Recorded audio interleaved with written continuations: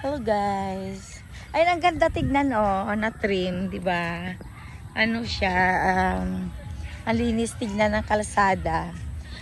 Pinaano ko na lang talaga guys ang ang araw, pinalampas ko na.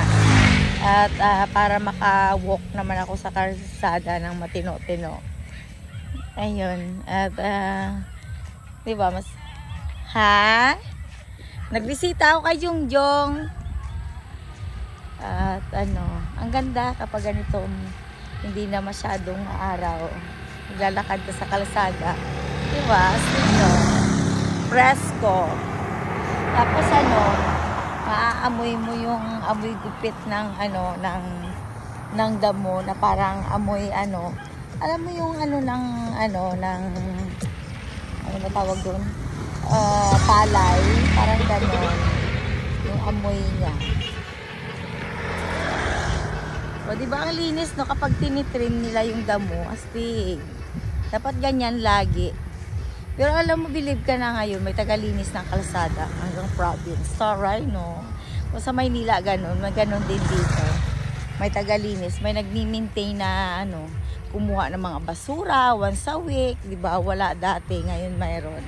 Taray. Ayun guys, at kung gusto nyo naman magnilagang manok, kumuha kayo ng malunggay, malunggay, daming malunggay. Hindi ko alam kung sinong may-ari. Magpaalam na lang kayo. Mayroon ding tanglad, o di ba? Kung nga kayo tinulang manok, sarap, di ba? Ayun. Alam mo yun yung lalaki na yun. Isang beses tinawanan ako, hindi ko kasi alam. Hindi ko alam,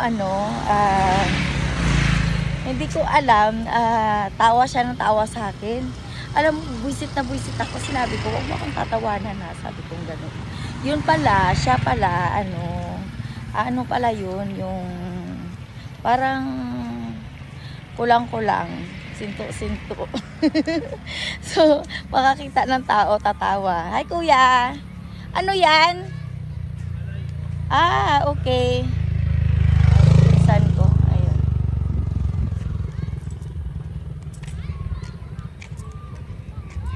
Nagbilad kayo ng palay? Hello. Kanino yan tindahan? Walang ilalaman. Okay. Pinangano niya na. Wow. Daming palay. Ay, may mga langgam. Itim ba yan? Okay lang. Pula? Oh my God. Galing ka sa Jungjong doon? Oo, galing ako kay Jungjong. Sige kuya. Sige, ingat. Lakad muna ako. Thank you. Muna ikaw. Kailangan maglakad-lakad para matanggal yung sakit ng tuhod. Ayun. Wala pa naman. Wag naman. Medyo bata-bata pa ako. Ayoko pa magkarayuma. Ayun guys, pinsan ko yun. Si Kuya Nano. Sila, nagtatanggal ng palay na binilad. Yun.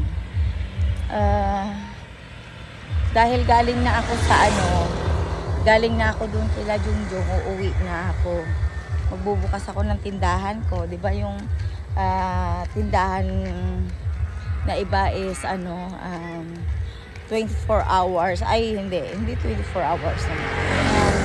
Gigising sila ng alas 7, bukas na sila maghapon hanggang alas 7 na siguro yan ng gabi. Mga ganon. Sa akin naman, bubuksan ko kapag gusto kong buksan at isasarado ko rin kapag gusto kong isarado. Kasi guys, kapag nakatutok ka sa tindahan, parang, napaka boring. Parang mabuboard ka rin talaga. Kailangan mo rin talagang mamasyal-masyal, yung parang ganon. Ay, nako. Mahirap ang buhay.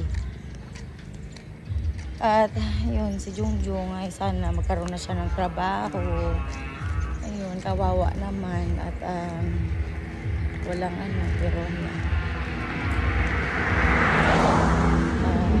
yan ko na lang kapag nakaluwang-luwang. Alam mo naman, hirap ng buhay. Diyos ko. ang buhay sa probinsya ay mahirap. Kaya kailangan mong mag-isip kung paano ka magkaroon ng income or trabaho. Kasi guys, kung tututok ka lang sa sa isang mo racket, kulang, as in kulang talaga. Dapat sa isang pamilya magtulungan kayo kung saan kayo kukuha ng ng pagkukuhaan nyo araw-araw. Ayun, para naman may syempre kasi kung isa lang talaga, kung isa lang ang kikilos, walang mangyayari sa mundo, di ba? Ayun, at